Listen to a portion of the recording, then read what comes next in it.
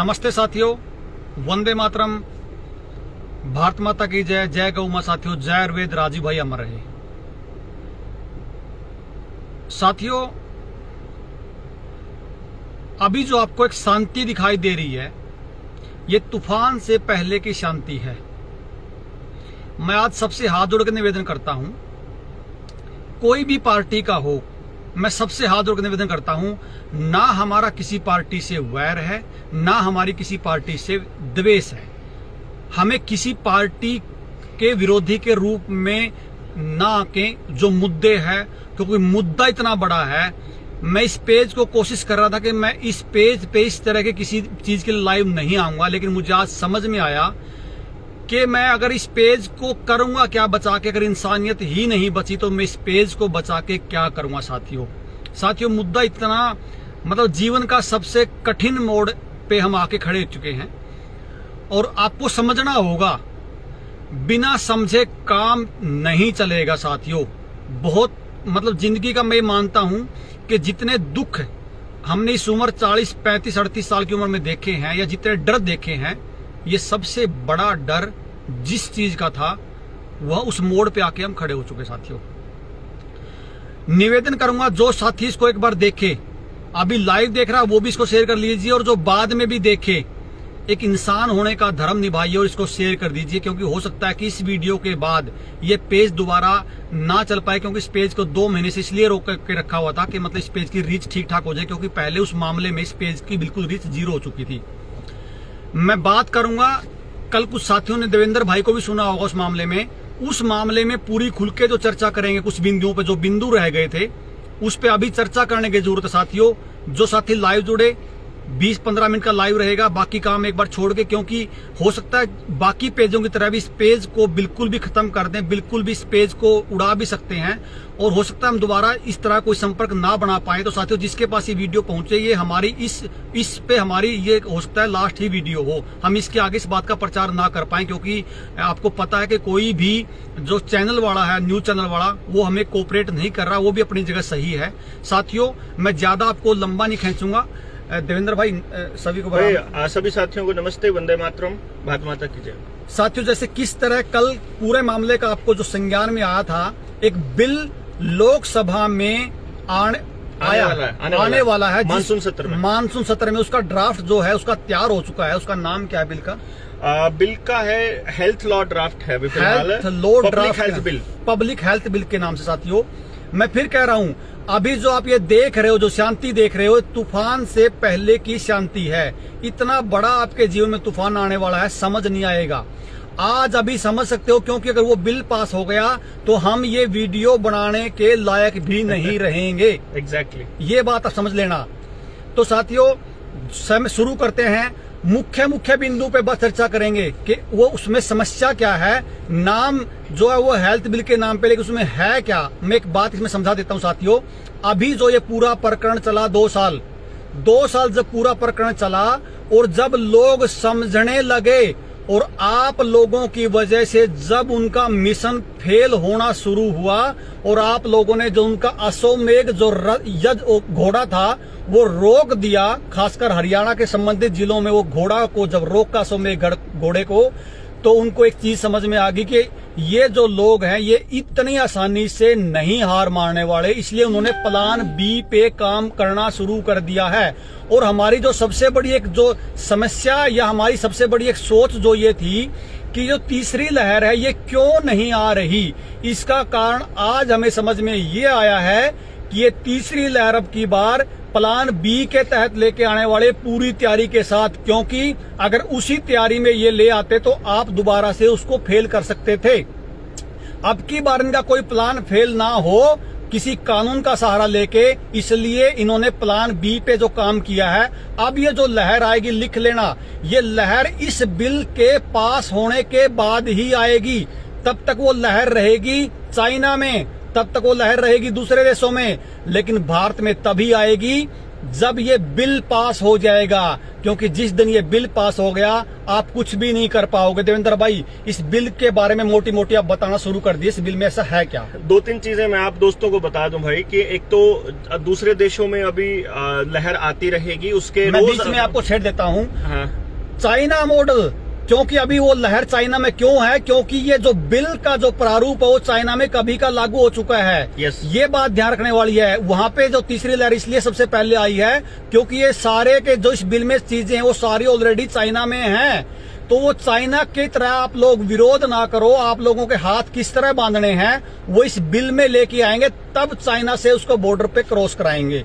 देखो, एक चीज मैं आपको बताऊं कि चाइना हमारे से लगभग 20 साल 25 साल आगे है और टेक्नोलॉजी में तो 50 साल आगे है, लेकिन जो अभी यहाँ हो रहा है वो चाइना में 15 साल पहले, जब 20 साल पहले जिस टाइम पे ये कम्युनिस्ट नहीं आए थे, फासिस्ट नहीं आए थे वहां, उससे पहले का दौर में अभी इस वक्त हम लोग हैं।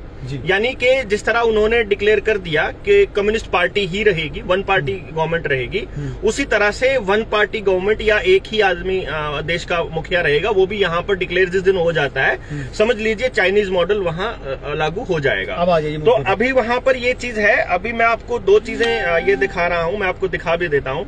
मैं अभी जो मैंने रेफरेंस लिया है, मैंने ये टाइम्स ऑफ इंडिया, जो इंडियन एक्सप्रेस की ये रिपोर्ट है, आपके सामने नजर आ रहा होगा, द न्यू ये जो न्यू हेल्थ लॉ ड्राफ्ट है, 4 टायर सिस्टम है, मैं इसको जस्ट बता देता हूँ। इसके अंदर क्या है, इस चीज को समझना पड़ेगा आपको। एक अपने देश के अंदर 1897 में एक एक्ट है, 1897 का एपिडेमिक डिजीज एक्ट है। उस एक्ट को रिप्लेस करने के लिए ये प्रपोज किया गया है, ये एक्ट जिसका नाम है नेशनल पब्लिक हेल्थ एक्ट। अभी फिलहाल जो हमारा मॉनसून सत्र है उसमें इसको पेश किया जाएगा। ड्राफ्ट तैयार हो रहा है। 4 टायर सिस्टम है कि हेल्थ मिनिस्ट्री क्या डिफाइन करेगी, केंद्र का क्या रोल होगा, हेल्थ मिनिस्ट्री मतलब केंद्र का रोल मतलब हेल्थ मिनिस्ट्री, और दूसरे नंबर पे जो स्टेट है उसका क्या रोल रहेगा, स्टेट के बाद फिर डिस्ट्रिक्ट लेवल पे क्या होगा, फिर लोकल लेवल पे क्या होगा। 4 जगह पे इसके प्रावधान किए गए हैं कि आपकी ताकतों को अब पूरी तरह से डिफाइन किया जाएगा। जैसे आपको ध्यान हो, अभी जब एडवोकेट नीलेश ओझा ने जब मुंबई के अंदर, मुंबई हाईकोर्ट के अंदर, महाराष्ट्र हाईकोर्ट में जब उन्होंने अपने केसेस डाले और जब हाईकोर्ट ने जब सरकारों से पूछा कि आपके कौन से वो रिसर्च हैं, आपकी कौन सी वो फाइंडिंग्स है और वो मिनट्स ऑफ मीटिंग दिखाओ जिसमें तुम कह रहे हो कि एक्सपर्ट ने कहा है कि ऐसा होगा, एक्सपर्ट की राय है कि तुमको ये लगाना है या ये लगाना है, तो एक्सपर्ट कौन है वो दिखाओ और उनकी वो मिनट्स ऑफ मीटिंग दिखाओ और किस किसने क्या क्या कहा। तो सरकार के पास कोई भी एविडेंस नहीं था, किसी भी तरह का कोई वो नहीं था, तो सरकार फंस गई थी वहां पे। और जिस टाइम पे आपको याद हो, 21-22 तारीख की बात है ये, जिस टाइम फंस गई सरकार, तो सरकार ने कहा हमें 1 हफ्ते का टाइम दो, और जज ने कहा कि 1 हफ्ते का नहीं, तुम्हें कल 2:30 बजे हमें वो सारा रिकॉर्ड देना है, सारा रिकॉर्ड जितना आज तक का तुम्हारे पास प्रूफ है, जितने भी सबूत हैं कि बीमारी, इलाज, इसके लिए जो भी लग रहा है, जो मैंडेट्स हैं तुम्हारे, इस मैंडेट को जस्टिफाई करने वाले, हमको सारे सबूत चाहिए 2:30 बजे तक। तो सरकार ने क्या किया, 1 बजे डिजास्टर मैनेजमेंट एक्ट को ही विड्रॉ कर लिया। क्योंकि आपको ये बात समझनी होगी कि एक हाई कोर्ट का फैसला पूरे भारत के हर हाई कोर्ट में लागू है, तो मतलब पूरे भारत को सबूत नहीं देना पड़ता और पूरे भारत के साथ ये होता। तो नीलेश ओझा ने अभी उन लोगों से डिमांड करी है कि जिनके चालान कटे थे, मुंह ना ढकने वाले, वो वापस। कविता बहन आप 1 मिनट रुक जाइए, पूरा क्लियर करेंगे। आप पूछ रहे हो कि कहना क्या चाहते हो, हम इस बिल के बारे में अभी बिल के बारे में बता रहे हैं। ये मैं इसलिए बता रहा हूं, ये भूमिका बनानी इसलिए जरूरी है कि सरकारों ने ये देखा है अभी तक कि कौन कौन आदमी लड़ाई लड़ेगा, कैसी लड़ाई लड़ेगा, किस तरह के लोग होंगे उसमें, कौन वकील होंगे और क्या दलील देंगे। अब उन दलीलों का इलाज करने के बाद अब ये मार्केट में उतरेंगे और अगली लहर लेकर के आएंगे। ठीक है। असली जो मकसद है इनका वो है आपको पूरी तरह से लॉकडाउन में रखना। जैसे इस टाइम शंघाई की 2.5 करोड़ से ज्यादा पॉपुलेशन इस टाइम लॉकडाउन में है, कंप्लीट लॉकडाउन में। और ये चीज समझने के लिए आपको इस ड्राफ्ट को समझना पड़ेगा। इस ड्राफ्ट में क्या है असल में, मैं इसका मोटे तौर पर एक चीज बता देता हूं, जिसके कल हमने एक तो ट्रीटी है हमारी, जो पेंडेमिक ट्रीटी है, जो WHO ने पूरे हर देश को, हर मेंबर कंट्री को भेजी है। एग्रीमेंट है ना, कोई एग्रीमेंट है। जिस देश ने उसको साइन कर दिया वो देश उस ट्रीटी के अंदर आने पर WHO की दिए हुए दिशा निर्देशों को मानने के लिए बाध्य हो जाएगा, और अगर वो बाध्य हो जाता है तो आपके देश का कानून, आपके देश का संविधान नल एंड वॉइड हो जाएगा। ये बात को समझना बहुत जरूरी है। अगर WHO की ट्रीटी आ जाती है तो आपके देश के कानून, आपके मौलिक अधिकार, आपके जितने भी जो भी चीजें हैं वो सारी की सारी नल एंड वॉइड हो जाएंगी। तो ये ट्रीटी अगर इतनी फायदेमंद होगी तो लोग खुद कहेंगे, अदरवाइज आप इस ट्रीटी को समझिएगा। इस ट्रीटी पे अलग से हम लोग एक वीडियो चलाएंगे। प्रियंका बहन, मैं आपके लिए कह रहा हूं, आप इस वीडियो को जरूर देखना, क्योंकि आपका ये वीडियो देखना बहुत जरूरी है। हाँ, आप जुड़े रहिए। अभी आपको मैं बता दूं, जिस नेशनल पब्लिक हेल्थ बिल की मैं बात कर रहा हूं, जो आने वाले टाइम में कानून बनने वाला है, मानसून सत्र में ये आएगा, और इसके अंदर कौन आदमी की क्या हैसियत रहेगी। जैसे अभी आपने गौर किया होगा, पिछले 3 महीने में आपने मेरी जबान से और हमारे लोगों की, जो जनता सरकार मोर्चा के लोगों की जबान से एक बात सुनी होगी कि ये शरीर मेरा है, मेरी मर्जी है, मैं क्या खाना चाहता हूं, क्या पहनना चाहता हूं, क्या इसके अंदर डालना चाहता हूं, कौन सा कपड़ा पहनूंगा, कौन सा नहीं पहनूंगा, ये मेरी मर्जी है। ये आपने डायलॉग सुना होगा।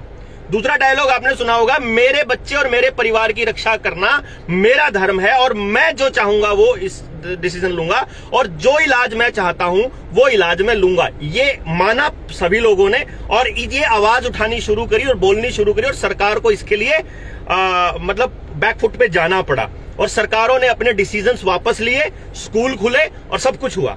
लेकिन अब सरकार ने इससे सबक लेते हुए एक खेल खेला है।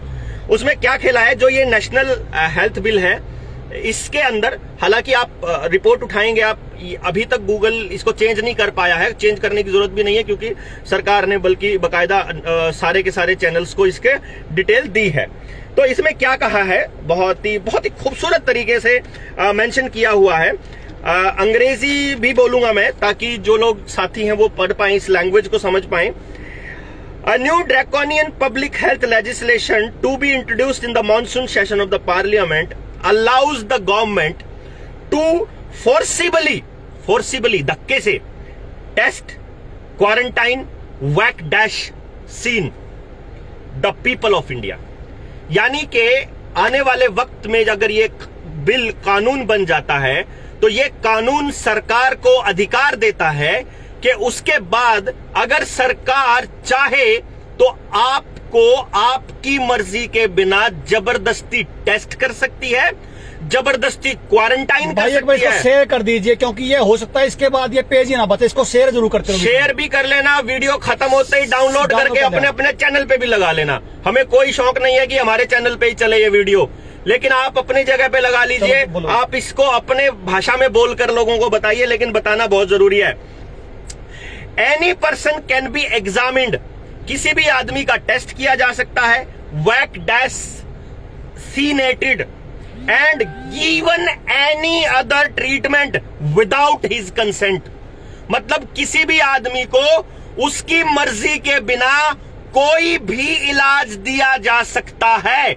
यानी आपको बुखार हो गया, आप कहते हो कि मैं आयुर्वेद के हिसाब से व्रत रख के खाली पेट रह के मैं अपना ठीक करना चाहता हूं। यहाँ जो सुनने लायक जो बात है, मैं निवेदन करता हूं, मैं हाथ जोड़ रहा हूं। हम किसी पार्टी से, हमें आज लड़ाई पार्टी की नहीं, इंसानियत की है। और मैं खास जो अपने आप को ये कहते हैं कि हम राष्ट्रवादी हैं, वो कहाँ गया वो लोग जो राष्ट्रवादी अपने आप को मानते हैं। आप आयुर्वेद, अब आपका आयुर्वेद से इलाज कराने का हक छीना जा रहा है साथियों। आयुर्वेद क्यों? आपका होम्योपैथी से, आपका नेचुरोपैथी से, अब दुनिया की कोई ताकत आपको किस चीज से इलाज करवाना है, आपको कोई बचाने वाला नहीं। आपको एक ही पैथी से इलाज दिया जाएगा। आज पूछिए नुकुरमना, आप जो आपके सत्ता में जो बैठे हैं जो लोग, उनसे पूछिए कि किस अधिकार पे आप ये बात कह रहे हो। किसने आपसे पूछा साथियों? आप लोग पूछना शुरू करिए। हमारा किसी पार्टी से विरोध नहीं है, हमारा विरोध ये है कि हमें जीने का अधिकार तो दे दीजिए, हमें जीने का अधिकार तो छोड़ दो। आगे जो बात आएंगी, मैं एक बात आज पहले, अभी इससे पहले बता रहा हूं, जो हमारा इससे हमारा कोई पीछा छुड़वा दे, हम उस पार्टी के गीत गाएंगे, हम कभी टिकट नहीं मांगेंगे, उसकी सदस्यता लेंगे उस पार्टी की। लेकिन हमारी ये बात कोई पार्टी उठा दे, इस भारत में कोई पार्टी हमारी बात उठा दे, हम उसका प्रचार करेंगे। लेकिन इंसानियत के नाते इस इंसानियत को कोई बचाने वाला, कोई पार्टी वाला हो तो हमारी आवाज उठा दे, हम उसके गीत गाएंगे। अगली लाइन समझिए, this legislation allows the government to force people, यानी ये लोगों को जबरदस्ती करना, इसमें सरकार को ये मतलब ताकत देती है फॉर सोशल डिस्टेंसिंग, यानी सरकार जबरदस्ती सोशल डिस्टेंसिंग करवा सकती है इस कानून के हिसाब से। And to carry out the surprise inspection, यानी कि अचानक inspection of the place they live and work in, यानी जहां आप रहते हो और जहां आप काम करते हो वहां औचक निरीक्षण का अधिकार देती है ये सरकार के आदमी को। अब इसमें मैं जोड़ दूं बात है, जो लोग मेरे जैसे जो लोग थे वो ये सोच रहे थे कि भाई चलो सरकार अगर कहीं बाहर नहीं जाने देगी तो मैं अपने खेत में रह के काम चला लूंगा, अपने घर में रह के काम चला लूंगा, मैं दुनियादारी से नाता तोड़ दूंगा, लेकिन मुझे ये चीज नहीं लेनी है, मुझे इसमें नहीं जाना, मुझे अपने बच्चों को बचाना है। अब वो आपका अधिकार नहीं रहा। आप अपने घर में, अपने खेत में जहां भी होगे, आप पे निरीक्षण के नाम पे आपको चिन्हित कर करके आपको ठोका जाएगा। ये कहना चाहता है ये कानून, और ये मैं और देवेंद्र भाई नहीं कह रहे, ये कानून कोई भी गूगल से सर्च करके आप इसका ड्राफ्ट निकाल सकते हो। अगर एक बात भी हम गलत इसमें कहें तो हमारे जूते मारना सिर पे। अगली पॉइंट है, the draft law also allows the government to kill birds and animals, यानी कि इसका मतलब ये है जैसे इस बीमारी के ये जानवरों को भी लगाए जा रहे थे, भैंसा का भी ला दिए, कुत्ता का भी ला दिए, अब ये ड्राफ्ट जानवरों को और पक्षियों को मारने का अधिकार देता है सरकार को। समझिए भाई, अब सुनिए मेरी बात ध्यान से। ये जो गाय का जो हम बार बार नाम लेते थे, उनको पता है कि जिस देश में गाय है, उस गाय और संस्कृति है, उसको कोई मिटा नहीं सकता, क्योंकि वो गाय हमारी खेती का अधिकार थी। अगर मेरा कोई कल को डीएपी बंद करता, कोई यूरिया बंद करता, तो मैं मेरे पशुधन से खाद बना के वहां पे डाल सकता था। अगर मेरे पास तेल ना हो तो मैं बैल से खेती कर सकता था।